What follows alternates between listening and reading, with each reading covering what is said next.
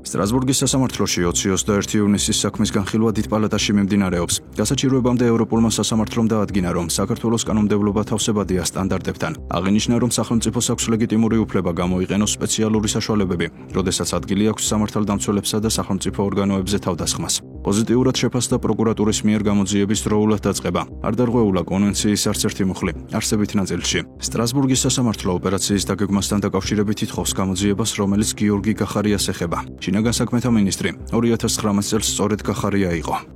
სტრასბურგის სასამართლოს არანაირი შენიშვნა არ ქონია საქართველოს კანონმდებლობასთან დაკავშირებით, რომელიც არეგულირებს შეკრება მანიფესტაციებს და საჭიროების შემთხვევაში სახელმწიფოს მხრიდან ძალის გამოყენებას.